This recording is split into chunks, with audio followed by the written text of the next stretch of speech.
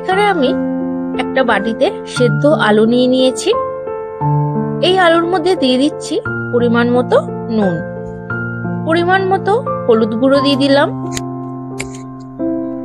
পরিমাণ মতো জিরের গুঁড়ো দিয়ে দিলাম,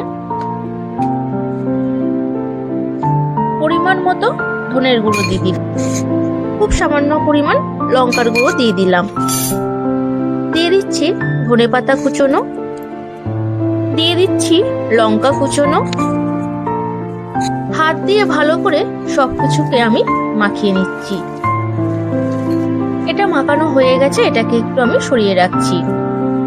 একটা পাত্র নিয়ে নিয়েছি, এবার আমি ময়দা মাখিয়ে নেব। দিয়ে দিচ্ছি আমি এখানে 2 কাপের মতো ময়দা, পরিমাণ মতো নুন দিয়ে দিলাম,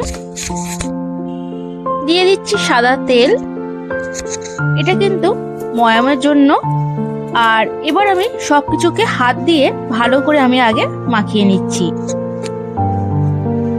শুকনো উপকরণগুলো মাখানোর পর অল্প অল্প হালকা গরম জল দিয়ে আমি একটা সফট ডো বানিয়ে নেব। ময়দাটা মাখানো হয়ে গেছে, এর মধ্যে রেখে ময়দাটাকে আরো একবার ভালো করে মাখিয়ে নিচ্ছি। এবার ছোট ছোট করে আমি লেচি করে নেব। চাকতির মধ্যে একটু তেল দিয়ে দিলাম। এবার লেচিটাকে আমি এইভাবে খোল করে নিচ্ছি, আর এই খোলের মধ্যে আলুর পুরটা আমি দিয়ে দেব।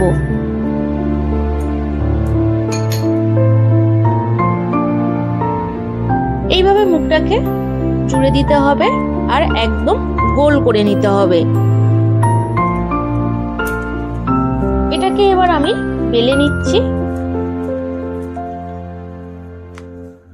এইভাবে বেলে নিলাম, আর এইভাবে আমি সব কটাকে বেলে নেব।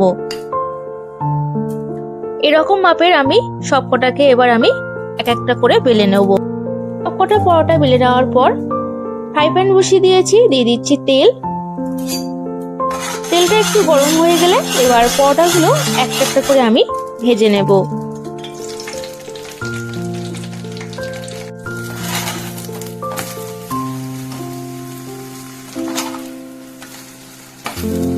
পরোটাগুলোকে এইভাবে উল্টে পাল্টে ভালো করে ভেজে নিতে হবে। এটা ভাজা হয়ে গেছে, এটাকে তুলে নিচ্ছি। আর এইভাবে আমি সবকটা পরোটা ভেজে নেব। সবকটা পরোটা ভেজে নিয়েছি, দেখুন কত সুন্দর দেখতে লাগছে। আর এই পরোটাগুলো খেতেও কিন্তু দারুণ লাগে। তাহলে বন্ধুরা, দেরি না করে বাড়িতে খুব সহজে আলুর পরোটা বানিয়ে ফেলবেন। আর অবশ্যই আমাকে কমেন্ট করে বলবেন কেমন হয়েছে। রেসিপিটি ভালো লাগলে অবশ্যই আমার চ্যানেলটিকে সাবস্ক্রাইব করবেন। প্রচুর প্রচুর লাইক করবেন, কমেন্ট করবেন এবং শেয়ার করবেন।